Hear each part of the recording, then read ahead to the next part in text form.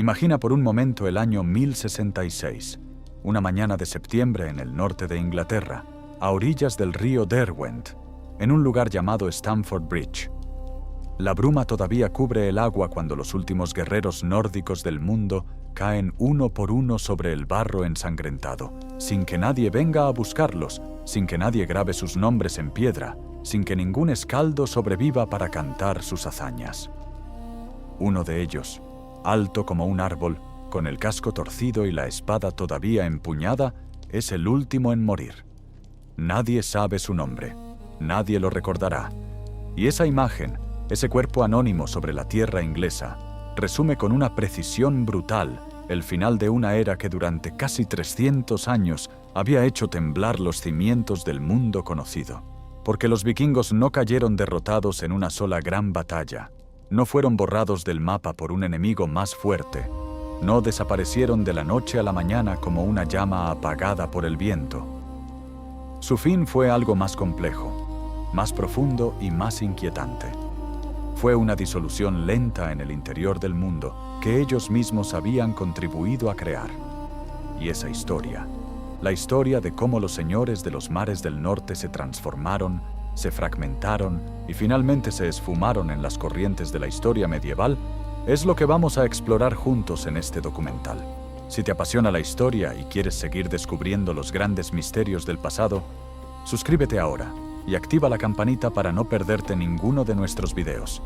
porque lo que estás a punto de escuchar va a cambiar para siempre la forma en que piensas sobre los vikingos. Hay un error que casi todo el mundo comete cuando piensa en los vikingos, y ese error consiste en imaginarlos únicamente como guerreros, como hombres brutales con cascos cornados que bajaban de sus barcos solo para matar, quemar y saquear. Esa imagen, alimentada durante siglos por las crónicas de los monjes aterrorizados que los veían llegar,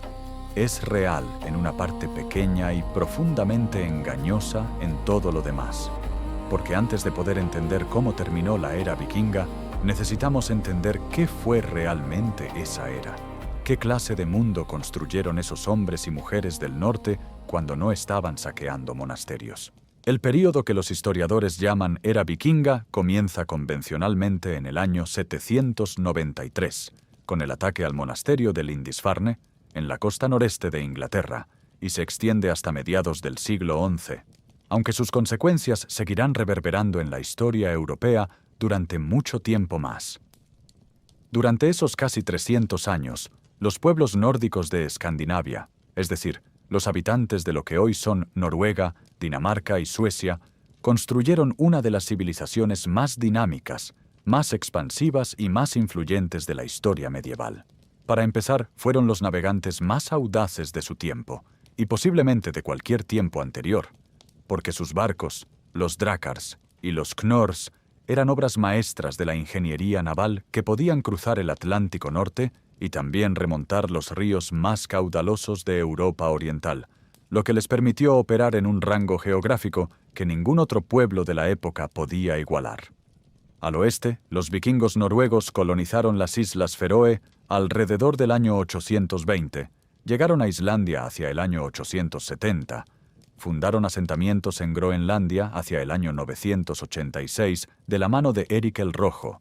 y finalmente alcanzaron las costas de América del Norte, en el lugar que llamaron Vinlandia, alrededor del año 1000, 500 años antes de que Colón pusiera pie en el Caribe. Al este, los vikingos suecos, conocidos en las fuentes eslavas y bizantinas como varegos o rus, penetraron profundamente en el continente europeo siguiendo los grandes ríos hacia el sur, establecieron ciudades comerciales en lo que hoy es Rusia, llegaron al mar Caspio y comerciaron directamente con el califato abasí de Bagdad, intercambiando pieles, miel, cera y esclavos por monedas de plata árabe. El número de dirhams islámicos encontrados en Escandinavia es tan extraordinariamente alto que los arqueólogos todavía se sorprenden. Había más plata árabe en los depósitos vikingos de Gotland que en muchas ciudades del propio mundo islámico. Al sur, los vikingos daneses y noruegos atacaron, comerciaron y finalmente se asentaron en las Islas Británicas, en la actual Francia, en la península ibérica y hasta en el Mediterráneo. Establecieron el reino de Dublín, crearon el Danelaw en el norte y este de Inglaterra, fundaron Normandía como feudo francés, y un grupo de ellos llegó incluso a atacar las ciudades de la costa de lo que hoy es España y Portugal. Remontaron el Guadalquivir y pusieron sitio brevemente a Sevilla en el año 844, antes de ser rechazados por las tropas del emir cordobés. Pero quizás lo más importante y lo más frecuentemente olvidado es que los vikingos fueron también creadores de instituciones políticas notablemente avanzadas para su tiempo. Islandia, colonizada a finales del siglo IX por familias noruegas que huían del poder centralizador del rey Harald Cabello Hermoso, estableció en el año 930 el Althing, una asamblea legislativa donde los jefes locales se reunían cada verano para resolver disputas, crear leyes y tomar decisiones colectivas.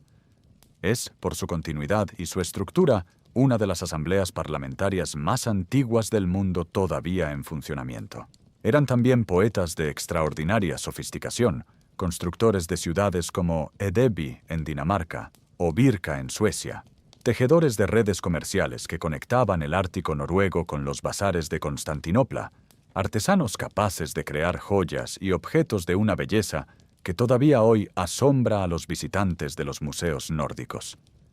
Eran, en suma, un pueblo plenamente vivo, plenamente complejo, con una cosmovisión propia, con una religión elaborada, con una literatura oral rica y potente, y con una capacidad de adaptación que los llevó a reinventarse una y otra vez en contacto con las culturas que encontraban. Y fue precisamente esa capacidad de adaptación, esa extraordinaria plasticidad cultural, la que a largo plazo los haría desaparecer como entidad diferenciada, porque los vikingos eran tan buenos asimilando lo que encontraban que terminaron por asimilarse ellos mismos en el mundo que habían ayudado a construir. Pero eso es una historia que se desarrolla despacio, a través de generaciones, y que comienza con una decisión que en apariencia fue política, pero que en realidad fue una revolución total del alma nórdica. Piensa en lo siguiente. En el año 965, el rey de Dinamarca, Harald Gormson, al que la historia recordará con el apodo de Harald Bluetooth, es decir, Harald Diente Azul, se dejó bautizar ante la presencia de un monje alemán llamado Popo, según cuenta la leyenda, después de ver cómo éste sostenía en su mano desnuda un trozo de hierro al rojo vivo sin sufrir quemaduras.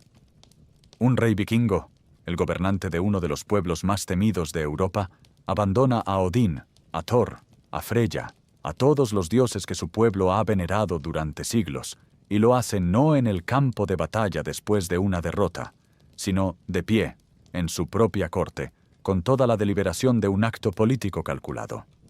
Y con ese gesto aparentemente simple, Harald Diente Azul pone en marcha la maquinaria que, con el tiempo, desmantelará el mundo vikingo desde sus cimientos más profundos. Para entender la magnitud de lo que eso significó, hay que entender primero qué era la religión nórdica y qué función cumplía en la sociedad vikinga.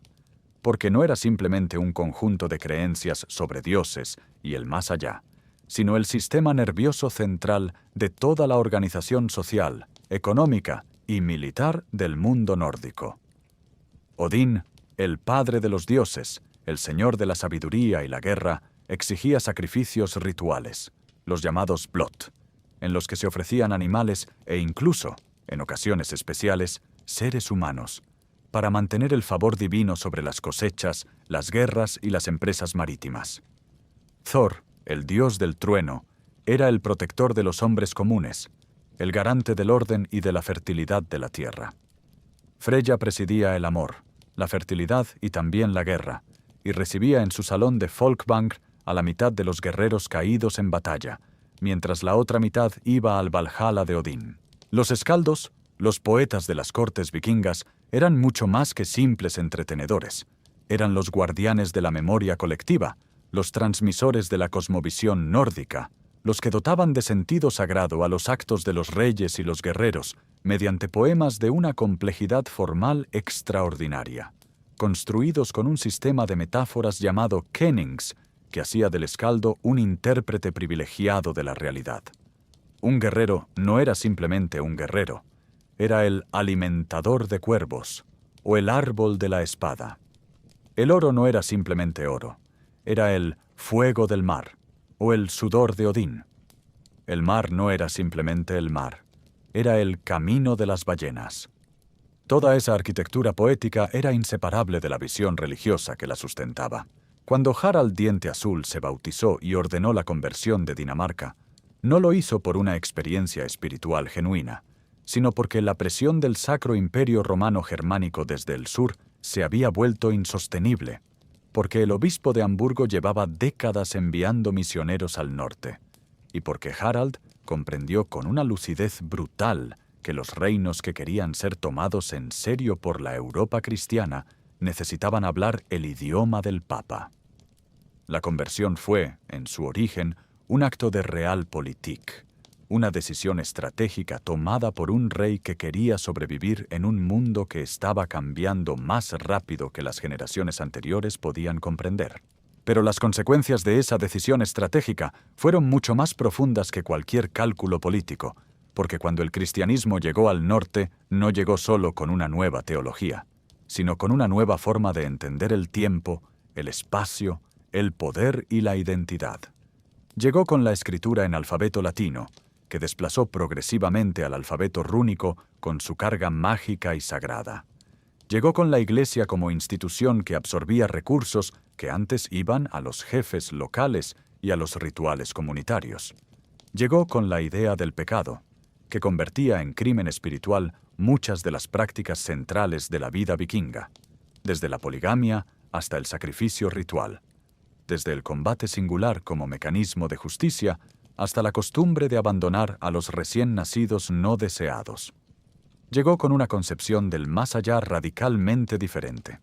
en la que la muerte gloriosa en batalla ya no garantizaba la entrada al Valhalla, sino que lo que importaba era la fe, la penitencia y la absolución. Noruega fue cristianizada, con una violencia notable, por Olaf Haraldsson, que reinaría entre el año 1000 y el año 1028 y que sería canonizado como San Olaf, apenas 2 años después de su muerte, convirtiéndose en el santo patrón de Noruega. Olaf usó la espada para imponer el bautismo, destruyó los ídolos en los templos, persiguió a los que se resistían a la nueva fe y construyó iglesias sobre los lugares sagrados del paganismo nórdico con la deliberada intención de borrar la memoria de los viejos dioses. Suecia fue la última en resistir.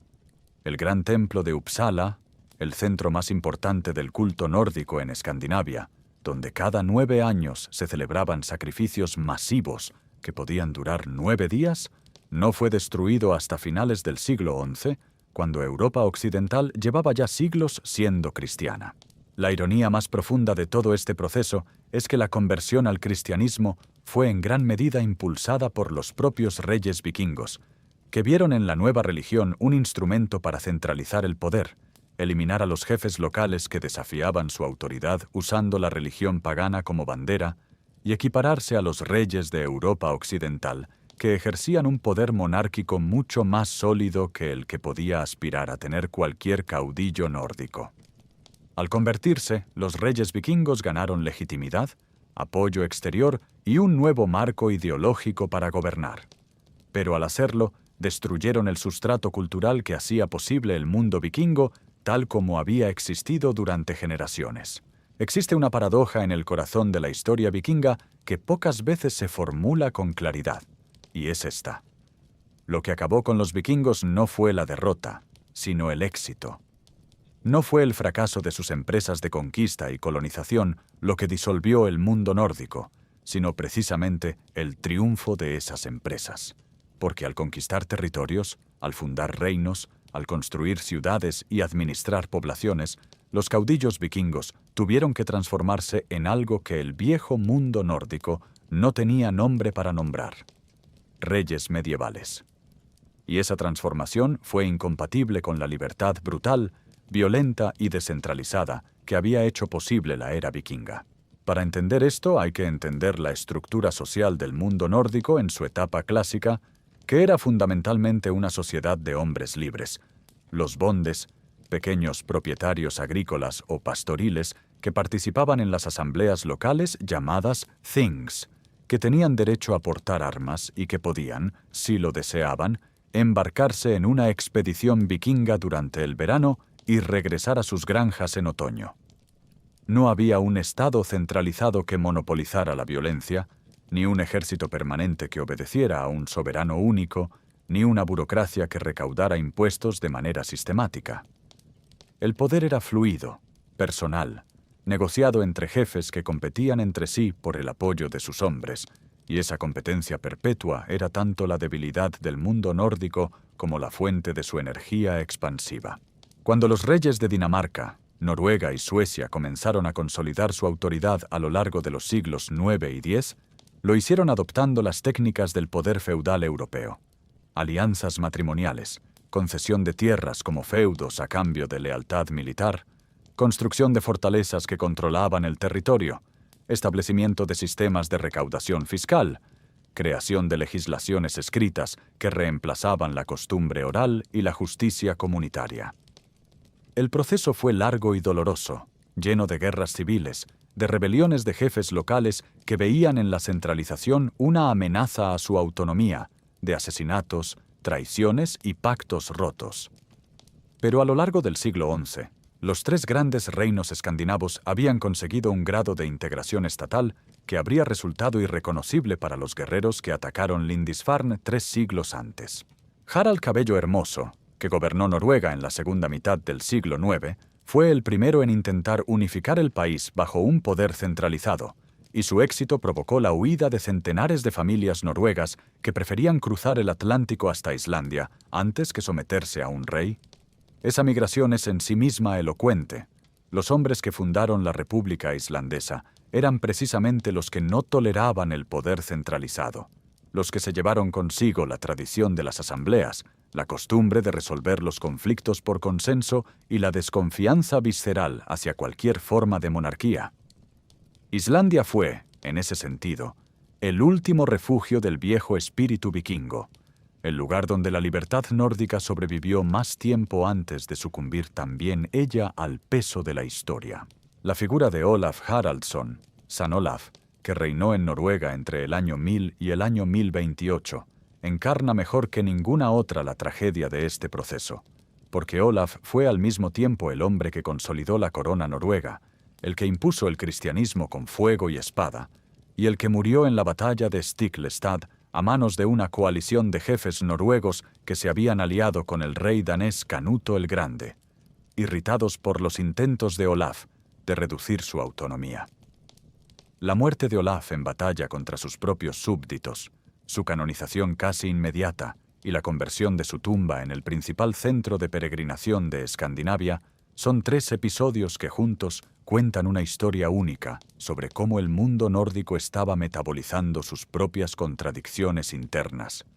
Mataron a su rey, luego lo convirtieron en santo y usaron su culto para legitimar el mismo poder centralizado contra el que se habían rebelado. Canuto el Grande merece una mención especial en este relato, porque fue quizás el gobernante que más lejos llegó en el intento de combinar la herencia vikinga con las estructuras del reino cristiano medieval, gobernando simultáneamente Dinamarca, Noruega e Inglaterra en lo que parecía el alba de un gran imperio nórdico del Atlántico Norte. Canuto fue un rey vikingo que gobernó Inglaterra con la sofisticación de un monarca anglosajón, que peregrinó a Roma, que escribió cartas en latín a sus súbditos y que mantuvo la paz interior de su reino con una habilidad política que pocos contemporáneos podían igualar. Pero a su muerte, en el año 1035, su imperio se desintegró con la rapidez de una ilusión, porque había sido construido sobre su personalidad excepcional y no sobre instituciones sólidas. Sus hijos se pelearon por la herencia y en pocos años el gran sueño de Canuto era polvo. La dispersión del poder después de Canuto fue el contexto en que se formaron definitivamente los reinos escandinavos tal como los conoceremos durante el resto de la Edad Media. Dinamarca, Noruega y Suecia, como entidades separadas, cada una con su propia monarquía, su propia iglesia nacional y su propia nobleza feudal en proceso de consolidación. Y en ese nuevo mundo de reinos organizados, de ejércitos profesionales y de iglesias que predicaban la paz y la sumisión al poder legítimo, el viejo modelo del raid vikingo, del hombre libre que se embarca por su cuenta y riesgo para buscar fortuna más allá del horizonte, ya no tenía lugar. El 25 de septiembre del año 1066 es, sin ninguna duda, una de las fechas más importantes de toda la historia medieval,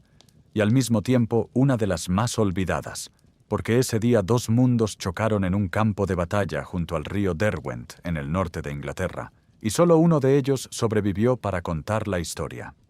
Lo que sucedió en Stamford Bridge no fue solo una batalla más entre reyes rivales, no fue simplemente otro episodio en la larga saga de las invasiones escandinavas en las Islas Británicas.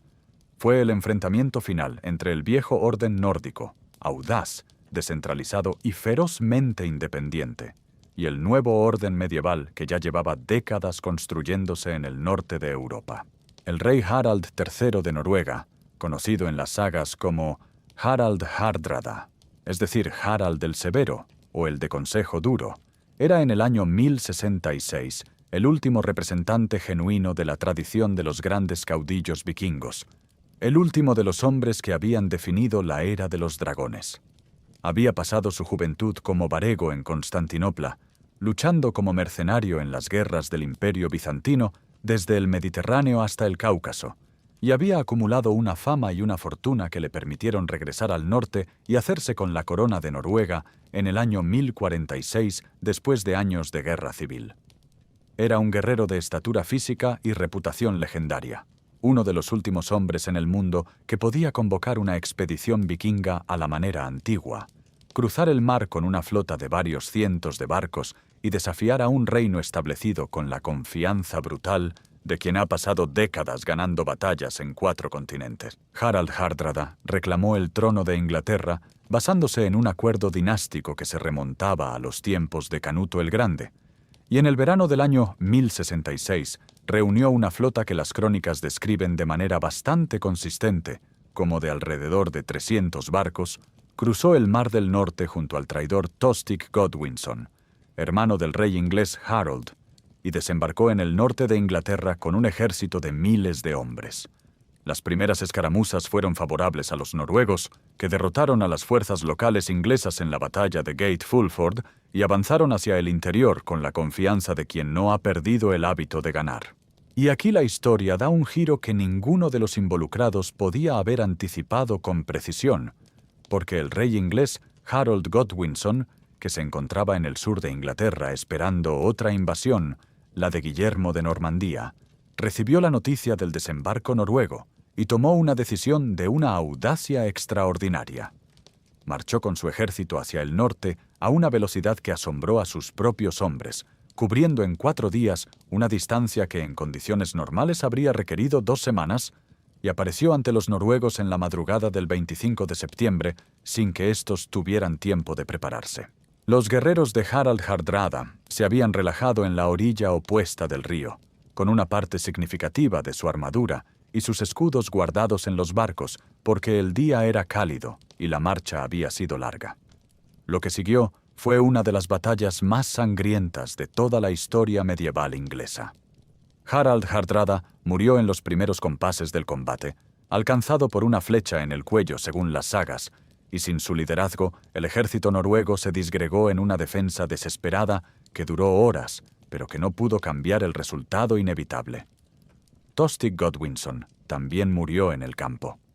Al final del día, de los miles de hombres que habían cruzado el Mar del Norte con la flota más poderosa que Noruega había reunido en décadas, los supervivientes cabían en menos de 30 barcos que zarparon hacia el norte llevando a los heridos, a los vivos y el peso inconmensurable de una derrota que no tenía parangón en la historia nórdica reciente. Pero la historia de ese otoño terrible no había terminado, porque apenas 3 días después de Stamford Bridge llegó la noticia al rey Harold Godwinson de que la flota de Guillermo de Normandía había desembarcado en el sur de Inglaterra.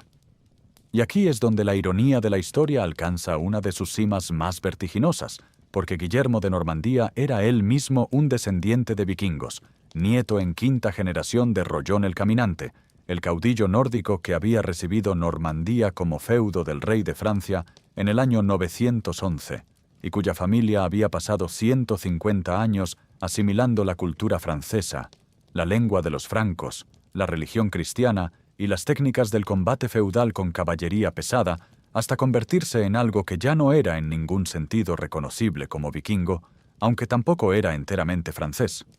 Los normandos eran, en el año 1066, la versión más evolucionada y más exitosa de lo que los vikingos podían convertirse cuando se adaptaban plenamente al mundo medieval. Harold Godwinson marchó al sur con su ejército exhausto después de Stamford Bridge. Rechazó el consejo de sus generales de tomarse 2 semanas para descansar y recuperarse, y presentó batalla a los normandos en Hastings el 14 de octubre del año 1066. La derrota inglesa y la muerte de Harold en ese campo de batalla son bien conocidas. Lo que a veces se pasa por alto es el extraordinario simbolismo de lo ocurrido en ese otoño. En el espacio de 3 semanas, el último gran intento de conquista vikinga al estilo antiguo fue aplastado en Stamford Bridge, y la corona de Inglaterra fue ganada en Hastings por los herederos más exitosos de la transformación vikinga. El mundo nórdico antiguo murió en el río Derwent, y su legado más brillante triunfó en las colinas de Hastings.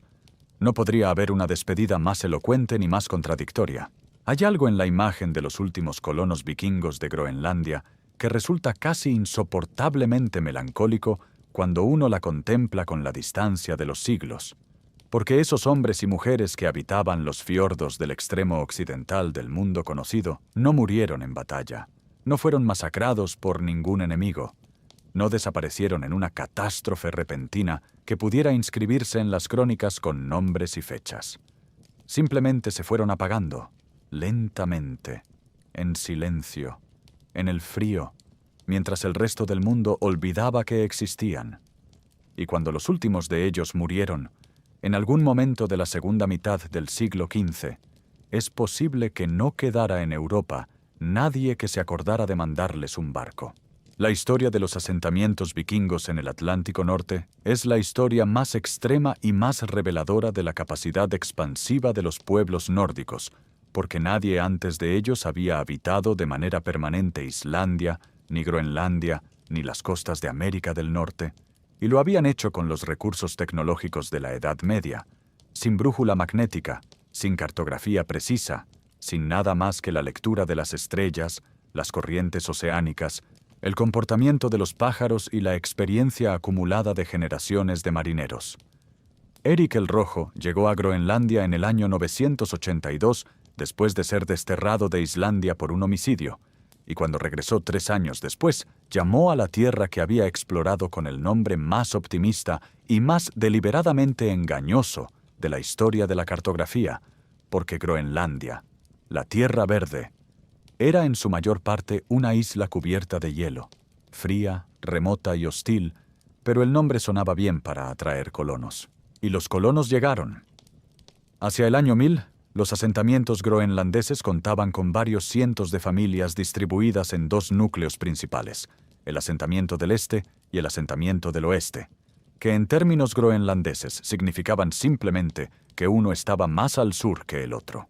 Criaban ganado vacuno y ovino, cazaban caribús y focas, pescaban en las aguas ricas del Atlántico Norte y comerciaban con Noruega exportando pieles, colmillos de morsa, plumas de eider y osos polares vivos, que eran artículos de lujo muy apreciados en las cortes europeas. Era una vida dura, sin duda, pero era una vida viable, y durante casi 400 años esas comunidades sobrevivieron en el margen más extremo del mundo habitado. Leif Erikson, hijo de Eric el Rojo, fue el primero en ir más allá. Hacia el año 1000, Leif y su tripulación navegaron hacia el oeste desde Groenlandia y alcanzaron sucesivamente 3 tierras que las sagas llaman Helluland, Markland y Vinlandia, que los arqueólogos identifican hoy con Baffin Island, Labrador y el norte de Terranova. En el lugar conocido hoy como Lans Ox Meadows, en el extremo norte de Terranova, se han encontrado los restos inequívocos de un asentamiento nórdico datado alrededor del año 1000. Casas de turba, herrería, objetos de bronce, todo ello sin precedente alguno en la cultura indígena de la región, lo que constituye la prueba arqueológica definitiva de que los vikingos llegaron a América 5 siglos antes que Colón. Pero la empresa americana no prosperó. Las sagas de los groenlandeses y la saga de Eric el Rojo, los dos textos que narran estos viajes, coinciden en describir conflictos violentos con los nativos americanos, a quienes los nórdicos llamaban Skraelings, un término despectivo que significaba aproximadamente chilladores o gritones. Los nórdicos eran pocos, estaban a miles de kilómetros de cualquier refuerzo posible, y los nativos eran muchos y conocían perfectamente el terreno. Los intentos de establecer un asentamiento permanente en Vinlandia fueron abandonados después de unos pocos años de intentos intermitentes, y aunque los groenlandeses continuaron haciendo viajes ocasionales a las costas de Markland para obtener madera, que escaseaba enormemente en Groenlandia, nunca volvieron a intentar la colonización permanente de América. La suerte de Groenlandia fue más larga pero igualmente definitiva, y estuvo determinada en gran medida por un factor que ningún colonizador podía controlar: el clima. A partir del siglo XIII, el Atlántico Norte comenzó a enfriarse en un proceso que los climatólogos llaman la pequeña edad de hielo, y que alcanzaría su punto más frío en los siglos XIV y XV. Para las comunidades groenlandesas, que vivían en el límite exacto de lo que la tecnología medieval podía sostener en términos de agricultura y ganadería, ese cambio climático fue una sentencia de muerte que tardó décadas en ejecutarse. Los veranos se acortaron, los pastos se deterioraron, el hielo marino bloqueó durante períodos cada vez más largos las rutas de navegación que conectaban Groenlandia con Noruega, y los barcos llegaron cada vez con menos frecuencia hasta que dejaron de llegar del todo. El asentamiento del oeste fue abandonado primero, probablemente a mediados del siglo XIV. El sacerdote noruego Ivar Bardarsson, que visitó Groenlandia alrededor del año 1342, encontró el asentamiento completamente desierto, con el ganado salvaje pastando libremente y ningún ser humano a la vista. Nadie sabe con certeza qué ocurrió con sus habitantes. Si murieron de hambre, si migraron hacia el sur al asentamiento del este, o si se integraron de alguna manera con los Inuit que habitaban la región. El asentamiento del este duró aproximadamente un siglo más, hasta que la última mención documental de vida en él, una boda celebrada en la iglesia de Hvalsey en el año 1408, desaparece de los registros como una llama que se apaga sin testigos. Si estás disfrutando este documental, te pedimos un momento para dejar un comentario con tu opinión o tu pregunta favorita sobre los vikingos, porque leer sus mensajes nos ayuda a saber qué historias les apasionan más y a seguir mejorando nuestro contenido para todos ustedes. Esos últimos groenlandeses vivieron y murieron sin saber que el mundo que sus antepasados habían construido a través de siglos de audacia y sacrificio ya había desaparecido en el continente que los había visto nacer. Cuando murieron, la era vikinga llevaba ya más de 400 años terminada en Europa. Ellos eran el eco final de una voz que ya nadie escuchaba, el último verso de una canción que el mundo había dejado de recordar. Y en esa imagen, en esa soledad extrema de los últimos vikingos del mundo, hay algo que dice más sobre la naturaleza de las civilizaciones y de su destino que cualquier batalla o cualquier tratado diplomático. Que las grandes historias no siempre terminan con un estallido, que a veces terminan con el silencio frío de una isla olvidada en el extremo del mundo, con el viento pasando entre las piedras de las casas vacías y ningún escaldo que lo cuente. ¿Qué pasa cuando un pueblo que ha construido su identidad sobre la libertad del mar y el filo de la espada decide quedarse? ¿Qué ocurre cuando los saqueadores se convierten en señores, cuando los que llegaban a destruir se quedan a construir? La respuesta a esa pregunta se puede leer en 3 lugares del mundo medieval que, a primera vista, no parecen tener nada en común.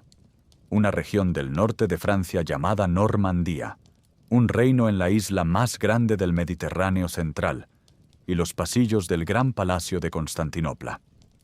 En los 3, los vikingos se transformaron en algo distinto y fascinante, y en los 3, esa transformación dice más sobre el fin de la era vikinga que cualquier batalla o cualquier tratado. La historia normanda comienza en el año 911, cuando el rey de Francia, Carlos el Simple, se encontraba en una situación que ningún monarca desea. Sus costas del norte llevaban décadas siendo atacadas con una regularidad devastadora por bandas de guerreros nórdicos que remontaban el Sena, saqueaban París y sus alrededores, y desaparecían de nuevo al mar antes de que el ejército franco pudiera reaccionar. Incapaz de derrotarlos militarmente, Carlos optó por una solución que en su época parecía un compromiso humillante y que en retrospectiva resultó ser uno de los actos diplomáticos más transformadores de la historia medieval. Ofreció al caudillo nórdico Rollón, conocido también como Hrolf el Caminante,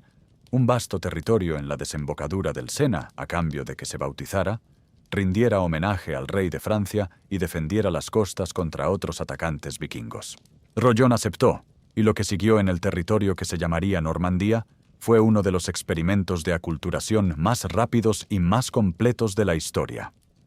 En menos de 3 generaciones, los descendientes de Rollón habían abandonado prácticamente toda marca lingüística del nórdico antiguo, adoptado el francés normando como lengua cotidiana, incorporado las técnicas del combate con caballería pesada que los francos habían perfeccionado durante siglos, construido un sistema feudal de una coherencia y una solidez que sus contemporáneos continentales admiraban, y producido una nobleza guerrera de una ambición y una eficiencia militares que no tenía rival en Europa occidental. El bisnieto de Rollón, Guillermo el Conquistador, fue el hombre que en el año 1066 venció en Hastings y añadió Inglaterra a sus dominios, creando un reino anglo-normando que moldearía la historia inglesa para los siglos siguientes. Pero la reinvención vikinga no se detuvo en el Canal de la Mancha.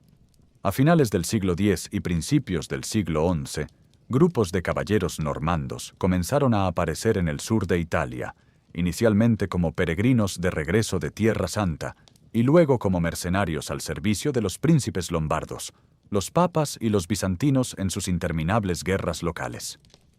Encontraron allí un territorio fragmentado entre normandos lombardos,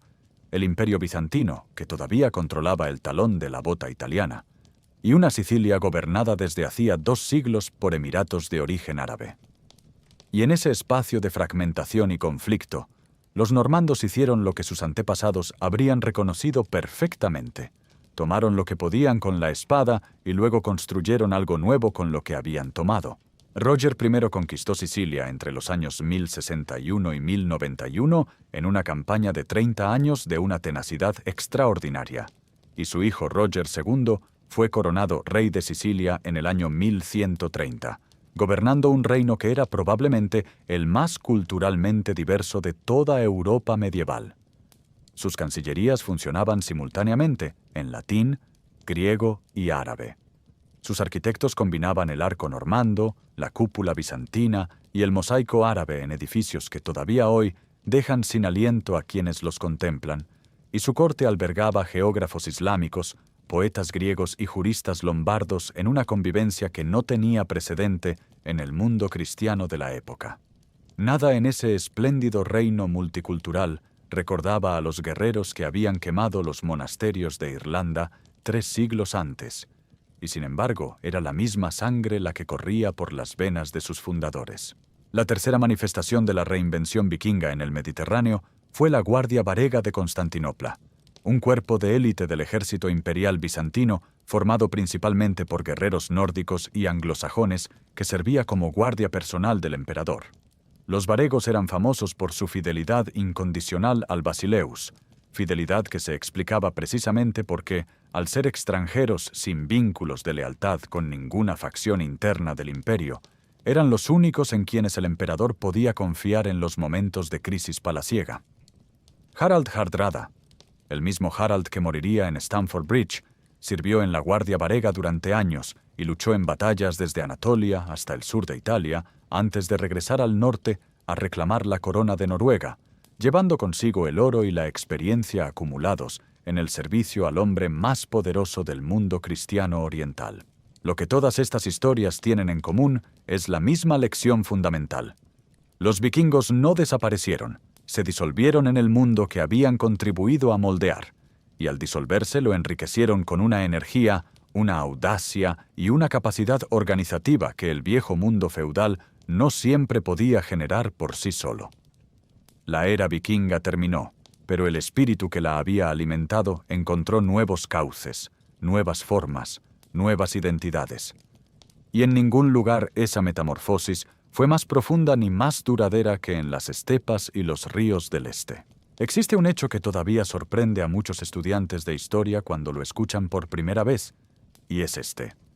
La palabra Rusia viene del nórdico antiguo, y los fundadores del Estado medieval, que daría origen con el tiempo a Rusia, a Ucrania y a Bielorrusia, fueron vikingos suecos, que los eslavos llamaban varegos o rus, un término cuyo origen exacto todavía debaten los historiadores, pero que probablemente derivaba del nórdico antiguo y designaba a los remeros, a los hombres de los remos. Que el mayor país del mundo lleve en su nombre la huella de los guerreros nórdicos es quizás la demostración más impresionante del alcance de la era vikinga, y también, paradójicamente, del proceso que la terminó. Los varegos suecos comenzaron a penetrar en el espacio eslavo oriental a lo largo del siglo IX siguiendo los grandes sistemas fluviales, el Volga hacia el sur en dirección al mar Caspio y al mundo islámico, y el Dnieper en dirección al mar Negro y a Constantinopla, la ciudad que los nórdicos llamaban Miklagardr, la gran ciudad, y que era para ellos lo que el paraíso es para los religiosos, el destino supremo, el lugar donde la riqueza y la gloria podían alcanzar su máxima expresión. Fundaron factorías comerciales, colonizaron enclaves estratégicos y en el año 862, según la crónica de los años pasados, el texto fundacional de la historiografía eslava oriental, los eslavos de la región de Novgorod, agotados por sus propias guerras internas, invitaron a un varego llamado Riurik a gobernarlos, porque necesitaban alguien que trajera orden y la protección de una espada experimentada. Si la historia de esa invitación es literalmente verdadera o es una construcción retrospectiva elaborada por cronistas posteriores para dotar de legitimidad a la dinastía fundada por Riurik, es un debate que los historiadores todavía no han cerrado. Pero lo que es indudable es que la dinastía riúrida gobernó los principados eslavos orientales desde el siglo IX hasta el siglo XVI, y que en los primeros siglos de su existencia sus miembros portaban nombres inconfundiblemente nórdicos como Olga, Igor, Helgi e Ingvar, antes de que la aculturación eslava los transformara gradualmente en nombres como Vladimir, Yaroslav y Sviatoslav. El momento más decisivo en la historia del pueblo rus fue la conversión al cristianismo ortodoxo del príncipe Vladimir el Grande en el año 988. Vladimir, que gobernaba desde Kiev, el principado más poderoso del espacio eslavo oriental, buscaba una religión que le permitiera equipararse a los grandes monarcas del mundo civilizado de su época y que le abriera las puertas de las alianzas dinásticas con Bizancio. La crónica de los años pasados narra, en un episodio que mezcla historia y leyenda con la despreocupación habitual de la historiografía medieval, cómo Vladimir envió emisarios a estudiar las religiones disponibles. El Islam fue rechazado porque prohibía el alcohol, y Vladimir declaró que la alegría de Rusia era beber. El judaísmo fue rechazado porque el pueblo de Israel había perdido su tierra.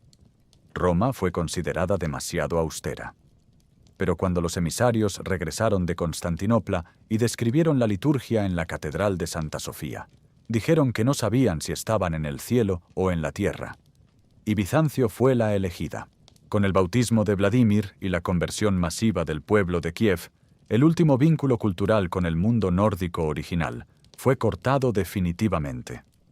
Los rus adoptaron el alfabeto cirílico, creado por los misioneros griegos Cirilo y Metodio, para transcribir las lenguas eslavas, construyeron iglesias de cúpulas doradas, incorporaron la jerarquía eclesiástica ortodoxa como columna vertebral del orden político, y en pocas generaciones la memoria de los antepasados nórdicos se convirtió en una tradición legendaria más que en una identidad vivida. Los descendientes de los vikingos que habían navegado el Volga para comerciar plata árabe se convirtieron en los fundadores de una civilización eslava oriental que miraría hacia Bizancio y hacia sus propios vastos territorios continentales en lugar de hacia el mar del que venían sus abuelos. Hay una pregunta que raramente se formula con claridad cuando se habla del fin de la era vikinga, y que sin embargo es fundamental para entender lo que realmente ocurrió. ¿Por qué funcionaron las incursiones vikingas durante casi 3 siglos y por qué dejaron de funcionar?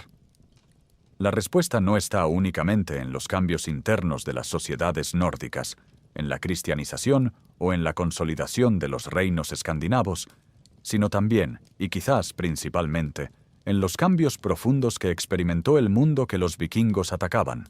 Europa en el año 1100 ya no era la misma Europa frágil y desorganizada que los drácars habían encontrado en el año 800, y esa diferencia hizo que la fórmula vikinga, tan exitosa durante 3 siglos, quedara obsoleta como un arma diseñada para una guerra que ya nadie estaba librando. El primer gran cambio fue la militarización de Europa occidental. Las incursiones vikingas del siglo IX habían sido posibles, en gran medida, porque los reinos carolingios y sus sucesores tenían ejércitos pensados para la guerra terrestre convencional y carecían de capacidad de respuesta rápida frente a ataques anfibios que llegaban de forma repentina, golpeaban objetivos costeros o fluviales, y desaparecían antes de que cualquier contingente militar pudiera reagruparse. La respuesta europea a ese problema fue la construcción masiva de castillos, torres y fortalezas a lo largo de las costas y los ríos, que convirtieron los objetivos fáciles de las primeras incursiones en puntos de defensa, que podían resistir asedios y que exigían recursos y tiempo que los atacantes vikingos raramente estaban dispuestos a invertir. Alfredo el Grande en Inglaterra fue el pionero de esta estrategia defensiva. Con su sistema de burgs, ciudades amuralladas distribuidas por todo su reino, con una lógica que garantizaba que ningún punto del territorio estuviera a más de un día de marcha de una fortaleza capaz de albergar a la población civil. El segundo cambio fue el desarrollo de las flotas locales. A lo largo del siglo X, los reinos europeos que más habían sufrido las incursiones vikingas comenzaron a invertir en barcos de guerra, capaces de enfrentar a los drácars en su propio elemento. Los daneses mismos contribuyeron inadvertidamente a esta transformación, porque cuando el rey Alfredo capturó varios barcos vikingos y los estudió en detalle, sus constructores navales pudieron aprender y adaptar las técnicas nórdicas para crear naves más largas, más estables y mejor armadas. Para finales del siglo X, atacar las costas inglesas o francesas ya no era la empresa relativamente segura que había sido un siglo antes. El tercer factor, y probablemente el más profundo, fue el crecimiento y la transformación económica de Europa occidental. Las ciudades europeas crecieron espectacularmente durante los siglos X, XI y XII, impulsadas por el aumento de la productividad agrícola que trajo la difusión del arado pesado y la rotación trienal de cultivos, por el renacimiento del comercio de larga distancia y por la acumulación de capital que generaba ese comercio. Ese crecimiento urbano significó que los objetivos potenciales de incursión eran ahora más ricos, pero también mucho más difíciles de atacar, porque las ciudades medievales en crecimiento tenían murallas, guarniciones y reservas de provisiones que hacían de ellas empresas militares costosas y arriesgadas. Hubo también un factor medioambiental de largo plazo que los historiadores han tardado en valorar plenamente, pero que las investigaciones arqueológicas y paleoecológicas de las últimas décadas han puesto en primer plano con creciente claridad: el cambio climático. El período cálido medieval, que coincide aproximadamente con el apogeo de la era vikinga entre los siglos IX y XII, fue seguido por un enfriamiento progresivo que afectó especialmente al Atlántico Norte. Las costas de Noruega e Islandia experimentaron una reducción de los recursos pesqueros disponibles. Los veranos se acortaron, las cosechas se volvieron menos fiables y las rutas marítimas hacia el oeste se hicieron más peligrosas por la mayor extensión del hielo marino. Esos cambios no destruyeron a las sociedades nórdicas, pero sí las presionaron hacia una reorientación económica que priorizaba la agricultura y el comercio terrestre sobre la navegación de larga distancia como estrategia de subsistencia. Todos estos factores convergieron para producir un mundo en el que la fórmula vikinga clásica, la incursión rápida, el saqueo del objetivo costero, el regreso a casa con el botín, resultaba cada vez menos rentable y cada vez más peligrosa, mientras que alternativas como el comercio organizado, el servicio mercenario en ejércitos establecidos o la integración en los sistemas feudales locales ofrecían recompensas más seguras y más sostenibles. Los propios nórdicos reconocieron este cambio y se adaptaron a él, y esa adaptación fue la última y más definitiva transformación del espíritu vikingo. Existe una paradoja extraordinaria en el corazón de la cultura vikinga, y es esta. Los textos más ricos, más elaborados y más completos que conservamos sobre la mitología nórdica, sobre las hazañas de los héroes y los reyes vikingos, sobre la cosmovisión que hizo posible la era de los Drakars, no fueron escritos durante la era vikinga, sino décadas o incluso siglos después de que esa era hubiera terminado, por autores que ya vivían en un mundo plenamente cristiano y que miraban hacia el pasado nórdico con una mezcla de nostalgia, orgullo y conciencia aguda de que aquello que estaban describiendo había desaparecido para siempre. Las sagas islandesas, esa extraordinaria literatura en prosa que narra las vidas de los colonizadores de Islandia, las expediciones a tierras lejanas y los grandes conflictos dinásticos del mundo nórdico, fueron escritas principalmente en los siglos XII y XIII. La Edda en prosa de Snorri Sturluson, el texto más completo que poseemos sobre la mitología nórdica, fue compuesta alrededor del año 1220, casi 200 años después del fin convencional de la era vikinga. Snorri Sturluson es una figura que merece toda la atención que podamos darle, porque su vida y su obra resumen con una precisión casi simbólica las contradicciones del mundo nórdico en su etapa final. Era islandés, nacido en el año 1179 en una familia de la élite política y terrateniente de la isla, y llegó a ser el hombre más poderoso de Islandia en la primera mitad del siglo XIII, acumulando tierras, riqueza e influencia política con una habilidad que habría reconocido cualquier jefe nórdico de 3 siglos antes.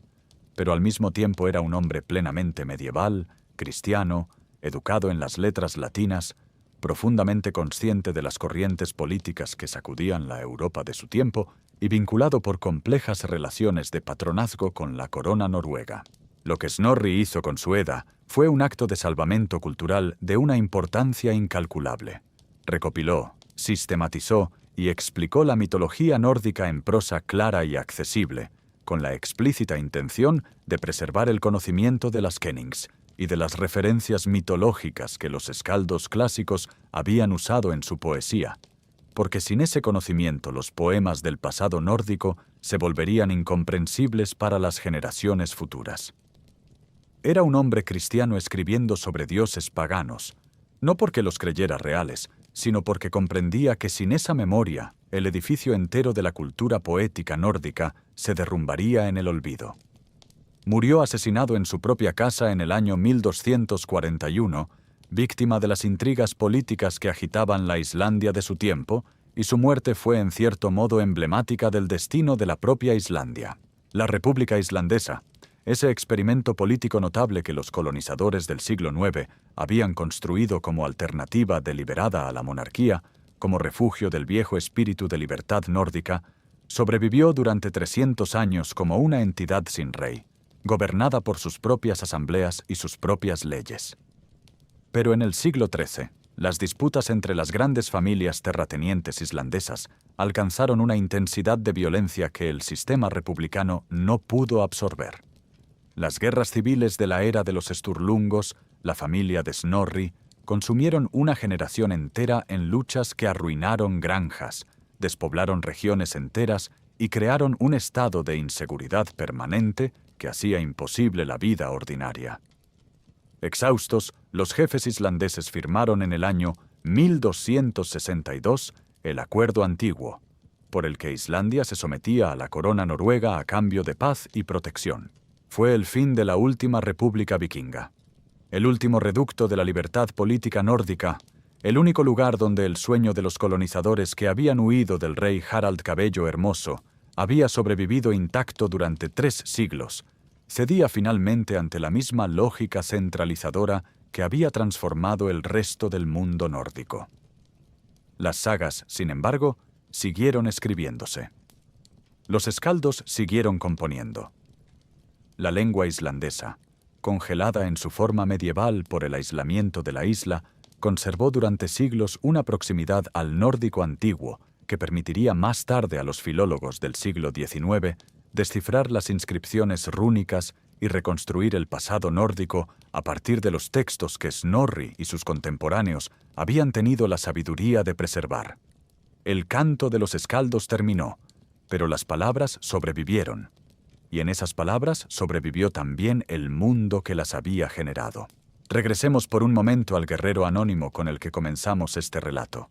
Al hombre que yació solo sobre el barro de Stamford Bridge, mientras la bruma del Derwent cubría el campo de batalla y los cuervos empezaban a descender.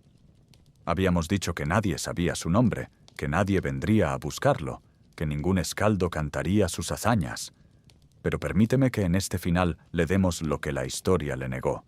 porque lo que sabemos de ese hombre, aunque no conozcamos su nombre, nos dice mucho sobre el mundo al que pertenecía y sobre lo que ese mundo dejó detrás de sí. Era noruego, casi con certeza, parte de la expedición de Harald Hardrada, y eso significa que había crecido en un mundo donde el fiordo era la medida de todas las cosas, donde el barco era la extensión natural del cuerpo, y la aventura más allá del horizonte era la forma más alta que podía tomar la vida de un hombre libre.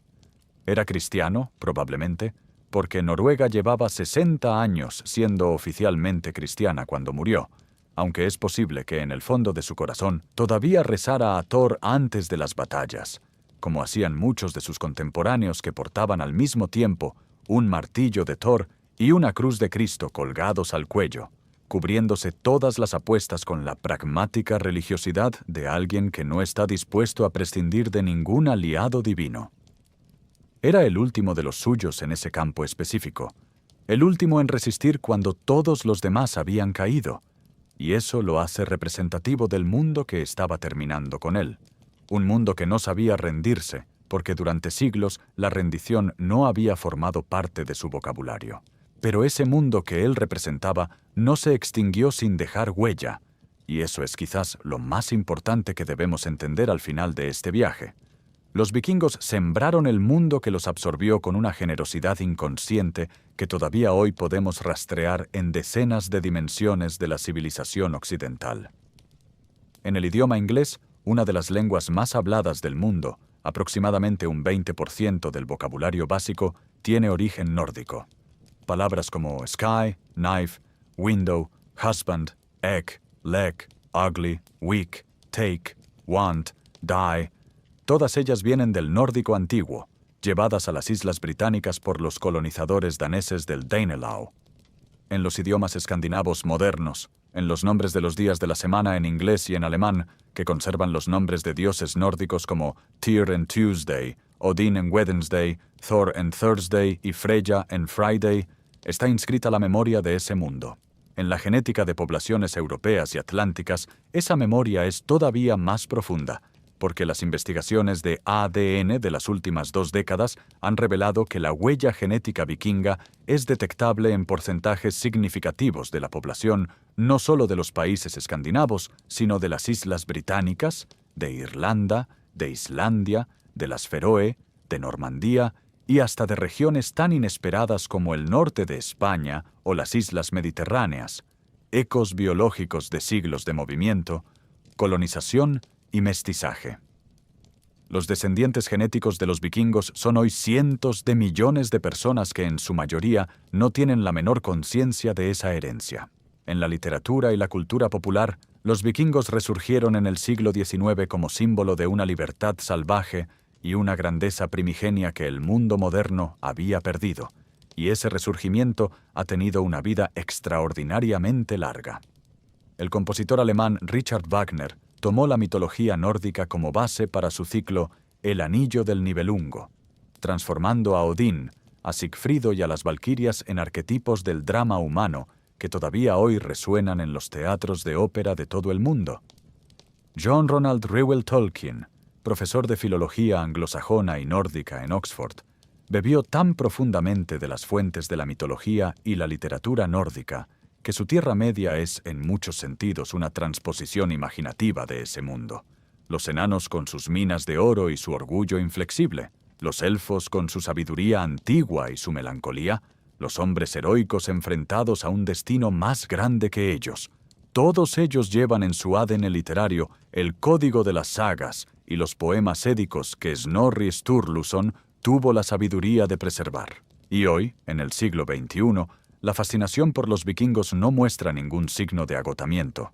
Series televisivas, novelas históricas, videojuegos, festivales de recreación histórica, museos de primer nivel en Oslo, en Copenhague, en York y en Dublín atraen cada año a millones de visitantes que quieren tocar, aunque sea a través del vidrio de una vitrina, algo de ese mundo que existió en el margen de la historia y que sin embargo dejó una marca indeleble en el centro de la civilización occidental. ¿Cómo terminó la era vikinga? No con una derrota, aunque hubo derrotas. No con una conquista, aunque hubo conquistas.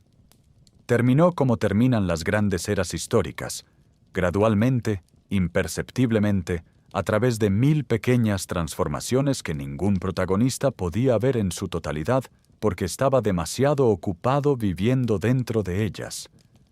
Terminó cuando los hijos de los guerreros se convirtieron en reyes, cuando los reyes se bautizaron, cuando los bautizados construyeron iglesias, cuando las iglesias codificaron leyes, cuando las leyes reemplazaron a las espadas como mecanismo de organización social. Terminó cuando Europa aprendió a defenderse, cuando el mundo se hizo más pequeño y más complejo de lo que el Drakkar podía abarcar. Terminó cuando los últimos islandeses firmaron el Acuerdo Antiguo y cuando los últimos groenlandeses celebraron una boda en la iglesia de Valsey y desaparecieron en el hielo sin dejar testigos. Pero también, y esto es lo que a veces se olvida, la era vikinga no terminó. Se convirtió en otra cosa, en una corriente subterránea que siguió fluyendo bajo la superficie del mundo medieval y moderno, aflorando aquí en el vocabulario de un idioma, allá en el ADN de una población, más lejos en la mitología de un compositor o en las páginas de un novelista. Los vikingos están en nosotros de maneras que no siempre reconocemos, y esa presencia invisible es quizás el tributo más auténtico que podemos rendir a ese guerrero sin nombre que yació sobre el barro del Derwent una mañana de septiembre del año 1066. Su nombre no lo sabemos, pero su historia, la historia de lo que él representaba y de lo que ese mundo dejó detrás de sí, es la que hemos contado en este documental. Y esa historia, como el mar que navegaron sus antepasados, no tiene un final definitivo. Tiene horizontes, y detrás de cada horizonte hay otra historia esperando ser descubierta. Si llegaste hasta aquí con nosotros, significa que eres de las personas para quienes la historia no es solo el pasado, sino una forma de entender el presente. Y eso es exactamente el espíritu con el que hacemos cada uno de estos documentales. Déjanos en los comentarios qué aspecto de la era vikinga te pareció más sorprendente, qué pregunta te quedó sin respuesta, o qué historia quieres que exploremos en el próximo video. Suscríbete si todavía no lo has hecho. Activa la campanita para no perderte ninguno de nuestros documentales y comparte este video con alguien que ame la historia tanto como tú. Nos vemos en el próximo episodio.